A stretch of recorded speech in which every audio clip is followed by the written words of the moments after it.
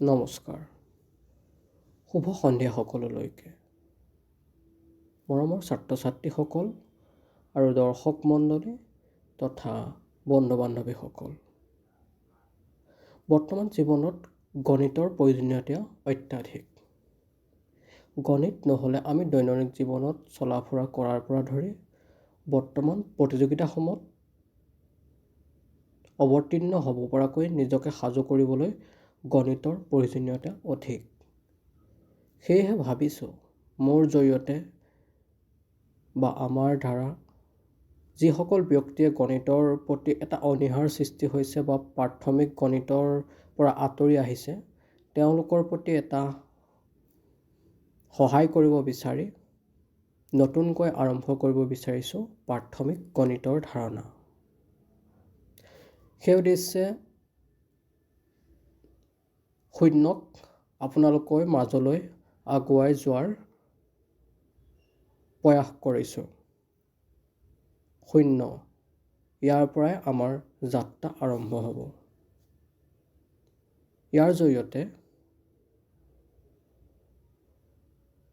মৌলিক গণিতৰ ধাৰণাৰ পৰা আৰম্ভ কৰি গণিতক কেনেদৰে জনপ্ৰিয় কৰিব পাৰোঁ তাৰে বিষয়েও আলোচনা কৰা হ'ব।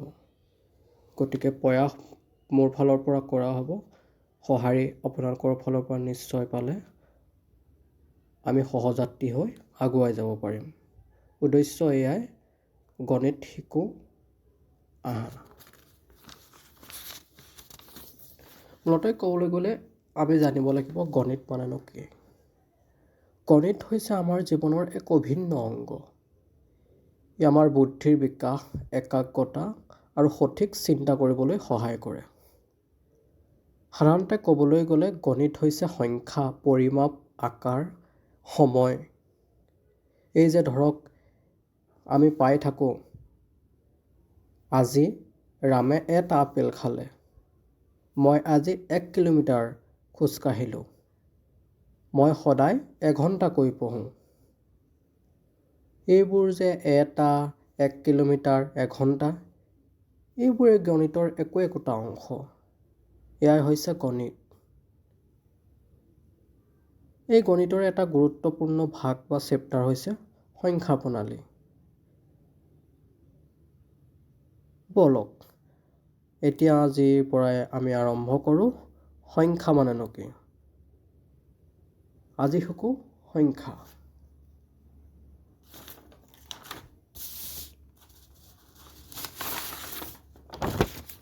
আপোনালোকৰ সুবিধাৰ্থে খুব সময় নোলোৱাকৈ কম সময়ত বুজাবৰ চেষ্টা কৰা হৈছে।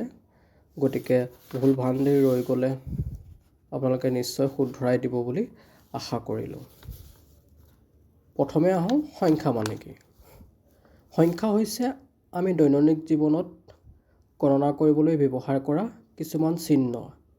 ধৰক 0, 1, 2, এইবোৰেই হৈছে সংখ্যা। এই সংখ্যাবোৰক আমাৰ সুবিধা অনুযায়ী কেইবাটাও বিশেষ ভাগত ভাগ কৰিব পাৰি। সেইবোৰ আমি তলত আলোচনা কৰা হৈছে। 1.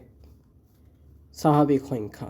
ইংৰাজীত ইয়াক নেচাৰেল নাম্বাৰ বুলি কোৱা হয়। যিবোৰ সংখ্যা গণনা কৰিবলৈ 1ৰ পৰা ব্যৱহাৰ কৰা হয় তাকে স্বাভাৱিক সংখ্যা বোলে। অৰ্থাৎ আমি যদি সহজভাৱে ক'বলৈ যাওঁ, আমি দেখি থকা সচৰাচৰ গণনা কৰা সংখ্যাবোৰেই হৈছে স্বাভাৱিক সংখ্যা। যেনে 1, 2, 3, 4, 90, 100, 1000, 1 লাখ, এইবোৰেই হৈছে স্বাভাৱিক সংখ্যা। দ্বিতীয়তে আহিছে পূৰ্ণ সংখ্যা। পূৰ্ণ সংখ্যাক ইংৰাজীত কোৱা হয় হোল নাম্বাৰ। পূৰ্ণ সংখ্যা বুলি ক'লে স্বাভাৱিক সংখ্যাৰ সৈতে শূন্যটো যোগ কৰিলে পোৱা সংখ্যাৰ সমষ্টিকেই কোৱা হয় পূৰ্ণ সংখ্যা। পূৰ্ণ সংখ্যা বুলি ক'বলৈ গ'লে আমি এতিয়া ক'ব পাৰিম, শূন্যৰ লগত স্বাভাৱিক সংখ্যাখিনি যোগ কৰিলেই আমি পূৰ্ণ সংখ্যা পাই যাম। যেনে 0, 1, 2, 99, 1 লাখ, 1000, এইবোৰে হৈছে পূৰ্ণ সংখ্যা। তৃতীয়তে আহিলে যুগ্ম সংখ্যা। ইংলিছত কোৱা হয় ইভন নাম্বাৰ। যিবোৰ সংখ্যাক 2 দ্বাৰা বিভাজ্য অৰ্থাৎ 2ৰে সংখ্যাটো হৰণ কৰিলে ভাগশেষ যদি 0 পোৱা যায় তেনে সংখ্যাকে যুগ্ম সংখ্যা বোলে। উদাহৰণস্বৰূপে আমি 2, 4, 6, 8, 10 এইবোৰ কথাকে ক'ব পাৰোঁ। অৰ্থাৎ 2, 4, 6 এই সংখ্যাবোৰক যদি আমি 2ৰে হৰণ কৰোঁ তেতিয়া ইহঁতৰ ভাগশেষ প্ৰত্যেকৰে 0 হ'ব। গতিকে এই সংখ্যাবিলাকক যুগ্ম সংখ্যা বুলি কোৱা হয়। চতুৰ্থতে আহিলে অযুগ্ম সংখ্যা অৰ্থাৎ অড নাম্বাৰ। যিবোৰ সংখ্যা 2 দ্বাৰা বিভাজ্য নহয় অৰ্থাৎ 2ৰে হৰণ কৰিলে ভাগশেষ সদায় 1 ৰৈ যায় তেনেবোৰ সংখ্যাকে অযুগ্ম সংখ্যা বোলে। উদাহৰণস্বৰূপে 1, 3, 5, 7, 9, 11, 13 ইত্যাদি সংখ্যাবোৰকে বুজা যায়। অৰ্থাৎ আমি যদি সহজ ভাষাত কৰোঁ যিবোৰ সংখ্যাক 2ৰে হৰণ কৰাৰ পাছত সদায় বাকী বা ভাগশেষ 1 ৰৈ যায় তেনেবোৰ সংখ্যাকে সদায় অযুগ্ম সংখ্যা বোলে। এতিয়া আহোঁ আমি এটা গুৰুত্বপূৰ্ণ সংখ্যা মৌলিক সংখ্যা, ইংৰাজীত কোৱা হয় প্ৰাইম নাম্বাৰ।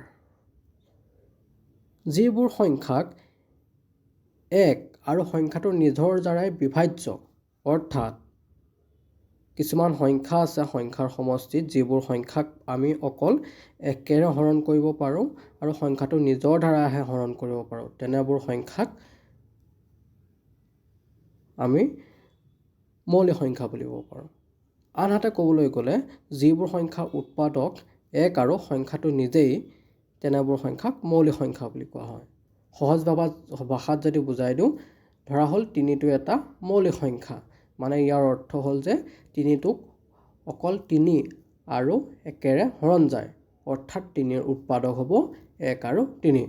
গতিকে এনেবোৰ সংখ্যা আমাৰ সংখ্যা প্ৰণালীত থকাবোৰকে কোৱা হ'ব মৌলিক সংখ্যা, যেনে 2, 3, 5, 7, 11।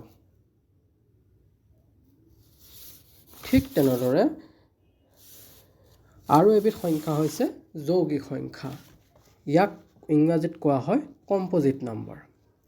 যিবোৰ সংখ্যাক 2 বা ততোধিক সংখ্যাৰ দ্বাৰা বিভাজ্য অৰ্থাৎ যিবোৰ সংখ্যাৰ উৎপাদকৰ সংখ্যা 2 বা তাতকৈ বেছি 2তকৈ বেছি হয় তেনে সংখ্যাকে কি বুলি কোৱা হ'ব যৌগিক সংখ্যা বুলি কোৱা হয়। উদাহৰণস্বৰূপে যদি আমি চাওঁ 6 নম্বৰ সংখ্যাটোকে ল'ব পাৰোঁ। 6ক 2ও বিভাজ্য হয়, 3ও বিভাজ্য হয় আৰু 1ৰো বিভাজ্য হয়। গতিকে ইয়াৰ উৎপাদকৰ সংখ্যা হ'ব 1, 2, 3। গতিকে এই সংখ্যাটোক কোৱা হ'ব এটা যৌগিক সংখ্যা। একেবাৰে শেষৰ সংখ্যাবোৰৰ কথা আমি ক'বলৈ গ'লে হ'ব অখণ্ড সংখ্যা, ইংৰাজীত কোৱা হয় ইণ্টিজাৰ্ছ। ইণ্টিজাৰ বুলি ক'বলৈ গ'লে অৰ্থাৎ অখণ্ড সংখ্যা বুলি ক'বলৈ গ'লে আমি পাই অহা ধনাত্মক পূৰ্ণ সংখ্যা আৰু ঋণাত্মক সংখ্যাবোৰক একেলগে অখণ্ড সংখ্যা বুলি কোৱা হয়।